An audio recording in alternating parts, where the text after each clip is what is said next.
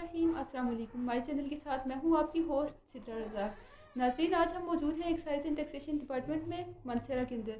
यहाँ पे हमारे साथ मौजूद हैं जनाब अमजद तरीन साहब, जो कि यहाँ के प्रेजेंट इंस्पेक्टर हैं। आइए हम इनसे बातचीत करते हैं और जानते हैं एक्साइज के बारे में कुछ दिलचस्प मालूमात। अस्सलाम वालेकुम सर। वालेकुम। कैसे हैं सर आप? जी अल्हम्दुलिल्लाह। तो सबसे पहले तो आप हमें ये बताइए कि टैक्सेस क्या होते हैं और किस बेस पे किसी भी सिटीजन पे टैक्सेस लगते हैं। जी रहमानिर्रहीम। अस्सलाम वालेकुम। मेरा नाम अमजद ज़रीन है। मैं एक्साइज एंड टैक्सेशन इंस्पेक्टर हूँ मानसरा में।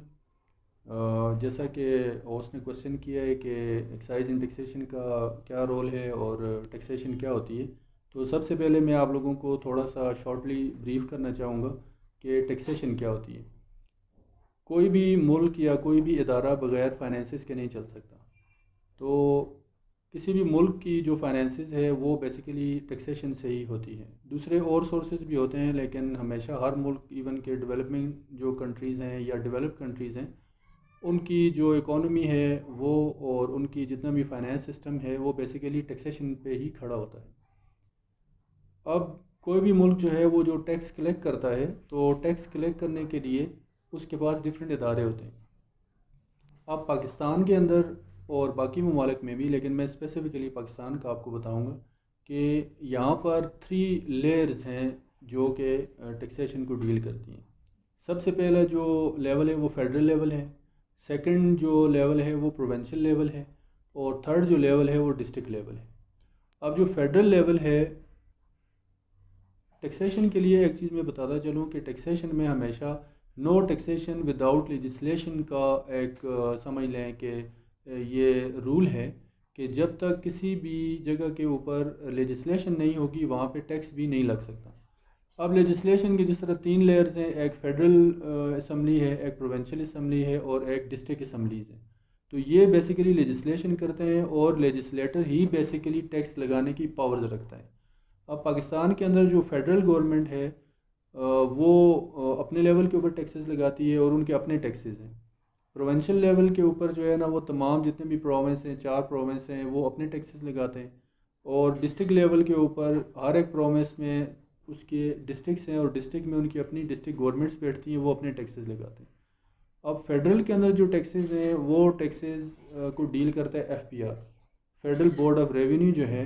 उसके अंडर फिर डिफरेंट उसके सब यूँ समझ लें कि विंग्स हैं, जिसमें आपके पास इनलैंड रेवेन्यू है, फिर आपके पास कस्टम्स है, फिर आपके पास GST को डील करने वाले वहाँ पे उनका अलग से सेटअप है। तो फेडरल जो है ना वो इसी तरह कस्टम्स है, जो कि इन आउट जो भी आपकी चीज़ें मुल्क में आ रही हैं जा रही हैं उनके ऊपर जो टैक्स लगाता है, वो टैक्स जो है ना वो फेडरल लगाता है। और ये चीज़ बाय कॉन्स्टिट्यूशन डिफाइंड होती है, आइन के अंदर डिफाइंड होती है। कंकरेंट लिस्ट एक है जिसमें ये बताया जाता है कि कौन सा टैक्स फेडरल लगाएगा, ठीक है। उसके बाद दूसरे लेवल के ऊपर प्रोविंस है। प्रोविंस की अपनी, क्योंकि लेजिस्लेटिव सिस्टम है, अपना असम्बलीज़ होती हैं, असम्बली होती है, वो टैक्सेस लगाती है वो वाले जो कि उनके अपने डोमेन के अंदर है। तो यहाँ पे डिफरेंट टाइप के टैक्सेस लगाए जाते हैं, उसको डील करता है एक्साइज एंड टैक्सेशन डिपार्टमेंट भी है। फिर अभी न्यूली इस्टेब्लिश कैपरा है, खैबर पख्तूनख्वा रेवेन्यू अथॉरिटी, और यहाँ पे हमारे पास जो है ना वो महकमा माल है, वो भी डिफरेंट टैक्सेस को डील करता है। फिर डिस्ट्रिक्ट लेवल पे जब हम आ जाते हैं तो यहाँ पे डिस्ट्रिक्ट लेवल के ऊपर भी लेजिस्लेशन होती है और वो भी अपने डिफरेंट टैक्सेस लगाते हैं। सर, ये जो एक्साइज डिपार्टमेंट है ये कौन कौन से टैक्सेस कंडक्ट करता है? जी, जैसे मैंने अर्ज़ की कि एक्साइज एंड टैक्सेशन एक प्रोविंशियल डिपार्टमेंट है, सूबाई महकमा है, जी ठीक जी। है। तो इसको जो हेड करता है वो सेक्रेटरी एक्साइज करते हैं, सही। ठीक है। और उसके नीचे जो है उनका डायरेक्टरेट है हमारा, जिसमें डायरेक्टर जनरल आजकल जो है वो सरदार साकिब साहब जो हैं वो हमारे डायरेक्टर जनरल हैं। उसके बाद फिर डिवीज़नल लेवल के ऊपर हमारे डायरेक्टर्स बैठते हैं। तो हज़ारा में जो हमारे डायरेक्टर हैं वो अभी सब्ज़ अली ख़ान साहब हैं। और फिर हर एक डिस्ट्रिक्ट के अंदर एक एक्साइज एंड टैक्सेशन ऑफिसर, जो कि असिस्टेंट कलेक्टर ग्रेड 1 होता है, जो कि तमाम टैक्सेस की उसकी ज़िम्मेदारी होती है कलेक्ट करना, उनको टारगेट्स दिए जाते हैं हम लोगों को। तो यहाँ पे हमारे अमार ख़ान जदून हैं जो कि ETO हैं मानसरा के। तो हम लोग डिफरेंट टैक्सेस को डील करते हैं। एक्साइज एंड टैक्सेशन जो है वो सबसे पहले जो है ना वो प्रॉपर्टी टैक्स को हम लोग डील करते हैं कि जितनी भी अर्बन एरिया के अंदर, यानी अर्बन एरिया मीन्स कि जो TMA है, ٹی ایم اے کی باؤنڈریز کے اندر جتنی بھی پراپرٹی ہے چاہے وہ کمرشل ہے یا ریزیڈینشل ہے اس کے اوپر ہمارا ٹیکس لاگو ہوتا ہے. اور اس کے اندر جو ہے وہ دو ڈفرینٹ کیٹیگریز ہیں. ایک جو ہے وہ ریزیڈینشل ہے اور ایک کمرشل پراپرٹی ہے. ریزیڈینشل پراپرٹی وہ ہے جو گھر ہیں جس میں لوگ رہتے ہیں, ان کے جو ٹیکس ہیں وہ بہت اتنے زیادہ نہیں ہیں. اور اس میں یہ ہے کہ جو 5 مرلے کا مکان ہے اس سے اوپر جو پراپرٹی ہے وہ ٹیکسیبل ہے. اگر کسی بندے کے ایک مکان ہے 5 مرلے کا, اس کے علاوہ اس کی کوئی بھی پراپرٹی نہیں ہے تو اس کے اوپر ٹیکس لاگو نہیں ہوتا. پھر اس کے علاوہ کوئی وڈو ہے, بیوہ ہے, تو اس کے اوپر بھی یہ ٹیکس لاگو نہیں ہوتا, پراپرٹی ٹیکس. ابھی ریسنٹلی ہم لوگوں نے جو پراپرٹی ٹیکس ہے اس کو ہم لوگوں نے ایکسٹینڈ کیا ہے. یہ ٹیکس ابھی ہمارا بالا کوٹ میں اور گڑھی میں اور ابھی ریسنٹلی بفا میں بھی نوٹیفائی ہو گیا ہے کہ یہ ٹیکس ابھی یہاں پہ بھی لگایا جائے گا, لیکن صرف کمرشل پراپرٹی کے اوپر اور روڈ سائڈز کے اوپر تقریباً 100 فٹ کے اندر اندر جتنی بھی کمرشل پراپرٹی ہے, شاپس ہیں, پلازاز ہیں, ان کے اوپر یہ پراپرٹی ٹیکس لگایا جائے گا. دوسرے نمبر کے اوپر ہمارے پاس جو مین جو ہے ٹیکسز کا ایریا ہے وہ ہمارا موٹر ٹیکسیشن ہے. ایکسائز کا جو بڑا فنکشن ہے دوسرا وہ یہ ہے کہ ہم لوگ گاڑیوں کی رجسٹریشن کرتے ہیں. جتنی بھی گاڑیاں رجسٹر ہوتی ہیں وہ ہمارے پاس رجسٹر ہوتی ہیں ایکسائز اینڈ ٹیکسیشن میں. ہم ان کو نمبر لگاتے ہیں, نمبر پلیٹس ایشو کرتے ہیں, پھر ان کی جتنا ریکارڈ ہوتا ہے وہ ہمارے پاس ہوتا ہے, اور جتنا بھی ٹیکس ہے گاڑیوں سے ریلیٹڈ وہ ہمارے ہاں جمع ہوتا ہے. رجسٹریشن ٹیکس اس میں آ جاتا ہے اور ٹوکن ٹیکس آ جاتا ہے. رجسٹریشن ٹیکس جو ہوتا ہے نا وہ ونس ان اے لائف ہوتے ہے. جب گاڑی رجسٹر ہوتی ہے تو اس میں اس کی رجسٹریشن فیس ہوتی ہے, اس کے ساتھ اس کا انکم ٹیکس ہوتا ہے, پھر دوسرے ٹیکسز ہوتے ہیں. گاڑی رجسٹر ہو جاتی ہے, ہم لوگ اس کا نمبر ایشو کر دیتے ہیں اور وہ نمبر پھر لوگ گاڑی کے آگے ڈسپلے کر کے چلتے ہیں, اور وہی اس کا سمجھ لیں کہ ایک لیگل آئیڈینٹی ہوتی ہے کسی بھی گاڑی کی, اس کا جو رجسٹریشن نمبر ہوتا ہے. پھر جب وہ گاڑی روڈ کے اوپر چل رہی ہوتی ہے تو وہ پھر اس کا سالانہ ٹیکس پے کرتے ہیں, تو اس کو ہم ٹوکن ٹیکس کہتے ہیں. صحیح ہے سر. اگر کوئی نان کسٹم گاڑی آ جاتی ہے, اگر وہ روڈ پہ نکل آتی ہے تو پھر آپ اس کو جب اگر پکڑ لیتے ہیں تو اس کو ریلیز کرنے کا کیا پروٹوکول ہے؟ پہلے تو نان کسٹم پیڈ گاڑی کو سمجھنا ضروری ہے کہ نان کسٹم پیڈ گاڑی کیا ہے. جتنی بھی لوکل گاڑیاں لوکل مینوفیکچر ہوتی ہیں نا وہ این سی پی نہیں ہوتی.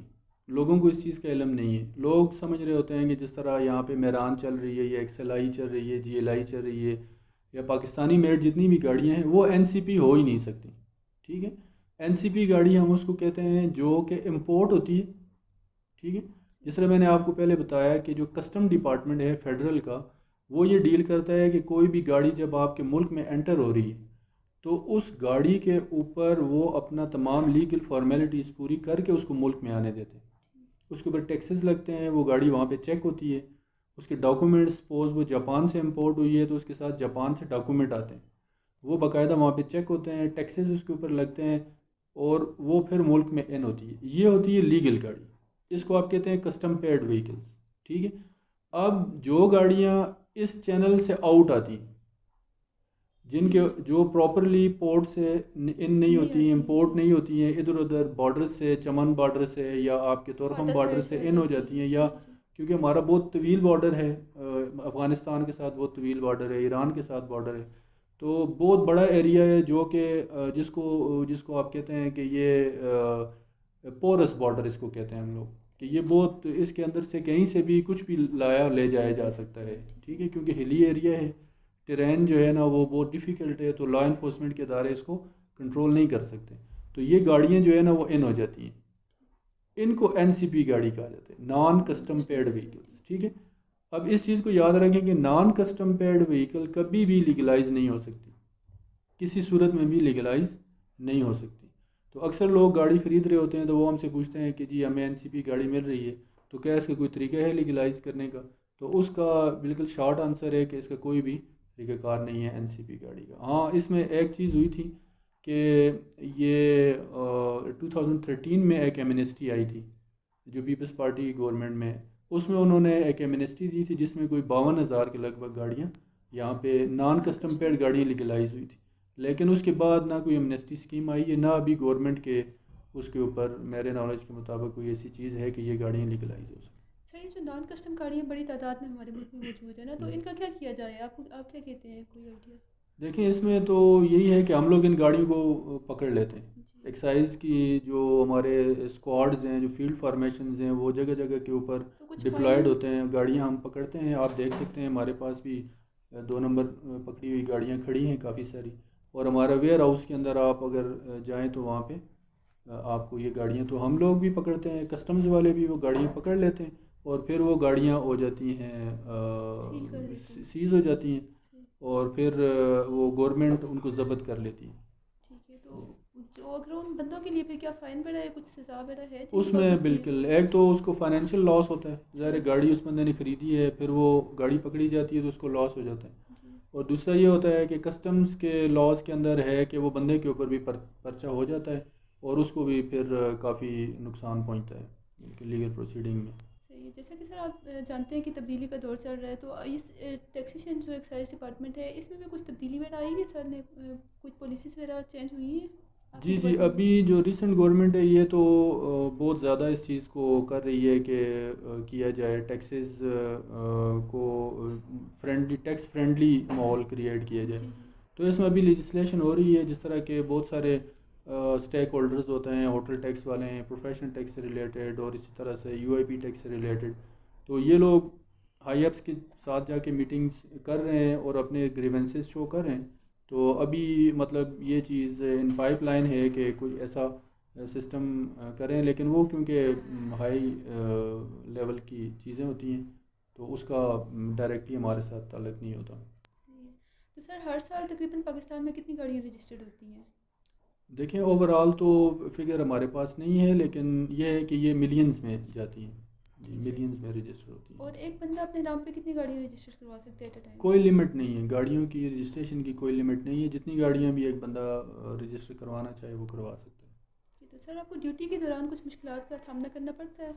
جی، ڈیوٹی کے دوران تو مشکلات کا سامنا لازمی طور پہ کرنا ہی پڑتا ہے، کیونکہ مین چیز یہ ہے کہ سپوز ہم لوگ جب ٹیکسیز کے لیے جاتے ہیں تو ہم لوگ پہلے سرو کرتے ہیں نوٹس پہلے، کیونکہ سروے وہ ہوتا ہے ہمارا جی جی آن اسپاٹ، ہم نے چیک کی ہوتی ہے جگہ کہ اس جگہ کے اوپر کتنا ٹیکس لگتا ہے. پھر ہم جب وہ ٹیکس کا نوٹس ایشو کرتے ہیں تو لوگوں کی طرف سے بہت زیادہ جو ہے نا وہ یہ ریزسٹنس آتی ہے کہ آیا یہ ٹیکس ہمارے اوپر کیوں لگ گیا ہے، گورنمنٹ ہمیں دیتی کیا ہے. اس طرح کے ڈفرینٹ مسائل جو ہے نا وہ ہمیں پیش آتے ہیں. پھر دوسرا لیول کے اوپر جب ہم موٹر یہ ٹیکسیشن سے ریلیٹڈ جب ہم روڈ چیکنگ کر رہے ہوتے ہیں، گاڑیوں کی چیکنگ کر رہے ہوتے ہیں، تو جب ہم گاڑیاں روکتے ہیں تو لوگ بہت زیادہ اس کو وہ پرسنل لے لیتے ہیں. لوگ کہتے ہیں کہ جی آپ نے میری گاڑی کیوں روکی ہے اور گاڑیاں کیوں نہیں روکی. اور پھر جب ہم گاڑی کو چیک کر رہے ہوتے ہیں، ڈاکومنٹس چیک کر رہے ہوتے ہیں، تو اس میں بھی کافی مسائل کا سامنا ہوتا ہے. لیکن ابھی گریجولی جو ہے نا وہ لوگوں کے اندر اویئرنیس آ رہی ہے اور وہ کافی تعاون کرتے ہیں. بیچ میں تھوڑے بہت لوگ ہوتے ہیں جو کہ جن کی گاڑی میں کوئی پرابلم ہو تو وہ رجسٹ کرتے ہیں، لیکن یہ ہے کہ ابھی الحمدللہ کافی لوگ کوآپریٹو ہو گئے. سر پرائیویٹ پراپرٹیز پہ تو آپ ٹیکس لیتے ہیں نا، تو کیا گورنمنٹ پراپرٹیز پہ بھی آپ لوگ ٹیکس کنڈکٹ کرتے ہیں کچھ؟ نہیں، گورنمنٹ پراپرٹی کے اوپر جو ہے وہ جو owned by the government department ہوتی ہے اس کے اوپر کوئی بھی ٹیکس لاگو نہیں ہوتا. ہاں البتہ جو کوئی اتھارٹی ہے، مثلا واپڈا ہے یا پی ٹی سی ایل ہے یا یہ سوئی گیس ہے، تو یہ بیسیکلی جو ہے وہ گورنمنٹ ڈپارٹمنٹس نہیں ہیں اس سے بھی گورنمنٹ. لیگلی، مطلب پیورلی لیگل ٹرمز میں یہ گورنمنٹ ڈپارٹمنٹ نہیں ہے.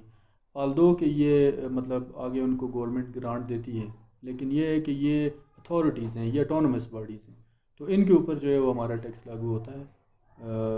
پیورلی جو گورنمنٹ کے ادارے ہیں ان کے اوپر پولیس ہو گیا اور اس طرح کے جو کسٹمز کی بلڈنگز ہیں اور یہاں پہ ایگریکلچر کی بلڈنگ ہے اور اداروں کی بلڈنگز ہیں، ان کے اوپر ٹیکس نہیں لگتا ہے، جو کہ ان کی اپنی ہو، گورنمنٹ کی اپنی بلڈنگ ہے اس کے اوپر ٹیکس نہیں لگتا. جی سر، آپ جیسا کہ اینٹی نارکوٹکس کو بھی ڈیل کرتے ہیں نا، جی تو یہ اگر آپ بھی ڈیل کرتے ہیں اینٹی نارکوٹکس کو، جیسا کہ آپ پکڑتے ہیں کچھ بھی وہ ان کے پاس انلیگل، تو پھر اینٹی نارکوٹک فورس کا کیا فائدہ ہے؟ جی، جس طرح میں نے آپ کو پہلے بتایا کہ 3 لیئرز ہیں، جی ایک جی. فیڈرل ہے، پروونشل ہے اور ڈسٹرکٹ. ڈسٹرکٹ لیول ہے. اسی طرح جو اینٹی نارکوٹکس فورس ہے وہ بیسیکلی فیڈرل ادارہ ہے. اوکے. ٹھیک ہے. اب اے این ایف کا جو اسکوپ ہے وہ پورا ملک ہے اور ان کی جو بارڈر لائن ہے اس کے اوپر بھی وہ ہوتے ہیں اور ان سائڈ بھی وہ کام کرتے ہیں، لیکن وہ پورے ملک میں کام کر رہے ہیں. اس کے مقابلے میں جو پروونسز ہیں، پروونسز کے اندر جو ہے وہ اس کو ڈیل کر رہا ہے excise taxation and narcotics control ہے. تو نارکوٹکس کنٹرول کا ابھی ریسنٹلی 2019 میں ہمارا control of narcotic substance act pass ہوا ہے، فرسٹ ان پاکستان ہے. یعنی 18 امینڈمنٹ کے بعد جو نارکوٹکس کا فنکشن ہے وہ آیا ہے ایکسائز کے پاس. تو کے پی کے پہلا پروونس ہے جس نے کہ اس کے اوپر لا بنایا ہے. ابھی دوسرے صوبوں میں لا اس کا نہیں بنا، اور اس میں جو ہے نا وہ ہمیں باقاعدہ طور پر ایف آئی آر کرنے کے اختیار دے دیے گئے، انویسٹیگیٹ کرنے کے اختیار دیے گئے، ہمارے پولیس اسٹیشن قائم ہو گئے ہیں. اور میں ابھی recently as A S H O رہا ہوں، جو ہمارا یہاں پہ ایبٹ آباد میں ریجنل جو ایکسائز پولیس اسٹیشن ہے وہ اس میں جو ہے نا وہ ہم لوگوں نے کام کیا ہے. تو نارکوٹکس کے اگینسٹ کام کر رہے ہیں. باقی نارکوٹکس جو ہے وہ بذات خود ایک بہت براڈ چیز ہے، ایون کہ ابھی مطلب منشیات جو ہے نا ہر گلی ہر محلے تک پہنچ گئی ہے. تو اس کی وجہ یہ ہے کہ جی بہت بڑا مافیا ہے اس کے پیچھے جو کہ یہ کام کر رہا ہے، اور یہ ایزی منی ہے. ادارے کام کر رہے ہیں، کوشش کرتے ہیں اس کو کسی طرح سے کنٹرول کرنے کی اور اس کو کرٹیل کرنے کی، لیکن جتنا زیادہ یہ پھیلا ہوا ہے تو اس لحاظ سے ڈپارٹمنٹس اگر زیادہ بھی ہوں تو وہ بہتر ہے، وہ کام کرنا بہتر ہے. لیکن ابھی جو control of narcotic substance act آیا ہے اس میں اے این ایف کی جورسڈکشن نہیں ہے، کے پی کے میں کام کرنے کی ان کو اختیار نہیں ہے. لیکن ابھی ان کا کچھ ہائی لیول کے اوپر ڈسکشن چل رہی ہے. فی الحال جو ہے نا وہ بائی لا ان کا اختیار نہیں ہے. سر یہ جو 1 نمبر اور 2 نمبر گاڑیاں ہوتی ہیں تو ان میں کچھ فرق آپ بتا سکتے ہیں؟ جی، گاڑیوں کا یہ مسئلہ ہے کہ یہ تو عام پبلک سے ریلیٹڈ چیز ہے. ہر بندہ گاڑی آلموسٹ لیتا ہے، بیچتا ہے. زندگی میں ونس ان اے لائف وہ گاڑی خریدتا بھی ہے، بیچتا بھی ہے. ابھی جو کوئی بھی بندہ جب گاڑی پرچیز کرتا ہے تو اس میں کچھ بڑی امپورٹنٹ چیزیں ہوتی ہیں جو لوگوں کو پتہ نہیں ہوتی. پہلی چیز تو میں نے آپ کو جس طرح میں بتاتا ہوں کہ ایک لوکلی میڈ گاڑی ہے اور ایک جو امپورٹڈ گاڑی ہے. اب جو امپورٹڈ گاڑی ہے اس کے اپنے ڈاکومنٹس ہوتے ہیں، اس کی فائل ہوتی ہے. سب سے پہلے چیز جو ہے نا وہ گاڑی کی فائل ہے. سب سے پہلے آپ گاڑی کی فائل چیک کریں. فائل کے اندر جو ہے نا وہ ڈاکومنٹس ہوتے ہیں. جو امپورٹڈ گاڑی ہوگی اس کے اندر ہمیشہ اس کی گڈز ڈکلیریشن ہوتی ہے، جو امپورٹ ڈاکومنٹ ہے وہ لگا ہوا ہوتا ہے. اور پھر اس کے اندر کسٹم کے ڈاکومنٹ لگے ہوئے ہوتے ہیں. تو اس سے ہم یہ اندازہ لگا لیتے ہیں کہ یہ گاڑی امپورٹڈ گاڑی ہے. اور دوسری جو گاڑی ہیں وہ لوکل میڈ ہے. تو لوکل میڈ گاڑیوں کے اندر جس طرح ہمارے پاس سوزوکی کی گاڑیاں ہیں، ٹویوٹا کی گاڑیاں ہیں، تو ان کا اپنا سیل سرٹیفکیٹ اور ان کی انوائس لگی ہوئی ہوتی ہے کمپنی کی. سپوز ٹویوٹا کی ہے تو اس کی اپنی انوائس ہوگی اور اس کی اپنی جو ہے وہ سیل سرٹیفکیٹ لگا ہوا ہوگا. اس میں یہ. اور دوسری چیز جو ہے وہ فزیکل ہے کہ آپ کی گاڑی ہے اس کا چیسس نمبر ہوتا ہے. تو چیسس نمبر جو ہے نا وہ اس میں اکثر لوگ جو ٹیمپرڈ گاڑی لے لیتے ہیں، کٹ اینڈ ویلڈ گاڑیاں ہوتی ہیں، اس میں جو ہے وہ اس طرح سے ہوتا ہے کہ سپوز کوئی چوری کی گاڑی ہے، اس کے ڈاکومنٹ نہیں ہیں، ٹھیک ہے، اور ایک کوئی 2 نمبر کاغذ بنا کے تو اس کے اوپر لگا دیتے ہیں، ٹھیک ہے. یہ تو بوگس فائل والی گاڑی ہوتی ہے. کچھ گاڑیاں ایسی ہوتی ہیں جو کہ کٹ اینڈ ویلڈ ہوئی ہوتی ہیں، کاغذ کسی اور گاڑی کے ہوتے ہیں، گاڑی آگے کوئی اور ہوتی ہے، ٹھیک ہے. کچھ ٹیمپرڈ ہوتی ہیں. ٹیمپرڈ یہ ہے کہ اس کا چیسس نمبر ہے. چیسس نمبر جو ہے نا وہ کاغذوں کے ساتھ میچ کرنے کے لیے وہ چیسس نمبر جو ہے وہ اس کو پنچ کر دیتے ہیں. یعنی نیچے اور نمبر لگا ہوا ہوتا ہے، اوپر نمبر جو ہے وہ اور اس کو ہیٹ کر کے تو نمبر اور لگا دیتے ہیں. تو اس کو ہم لوگ ٹیمپرڈ گاڑیاں کہتے ہیں.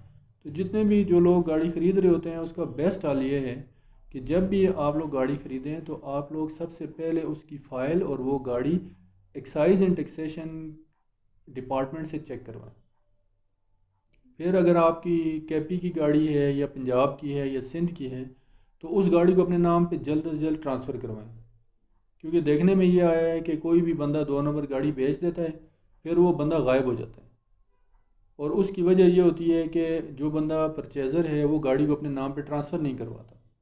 تو گاڑی لینے کے ودن 15 ڈیز چاہیے کہ آپ لوگ گاڑی کو وہ کر دیں، جا کے اپنے نام پہ ٹرانسفر کروا لیں. اور پھر یہ ہے کہ کبھی کسی بھی ان نون بندے سے گاڑی نہ خریدیں. زیادہ یہ ہو رہا ہے کہ آن لائن آج کل ڈفرینٹ ویب سائٹس ہیں جن کے اوپر گاڑیاں تو وہ سب سے آسان حل ہے لوگوں کو بیوقوف بنانے کا. اب ایک گاڑی آپ کی سپوز 20 لاکھ کی ہے تو وہ آپ کی آن لائن جو پلیٹ فارمز ہیں اس کے اوپر اس کا ریٹ لگا ہوتا ہے 15 لاکھ روپے, اور نیچے یہ لکھا ہوا ہوتا ہے کہ میں بڑا مجبور ہوں, میں بیماری ہے, مجھے جلد از جلد پیسے چاہیے, تو اس لیے میں گاڑی کو سیل کر رہا ہوں.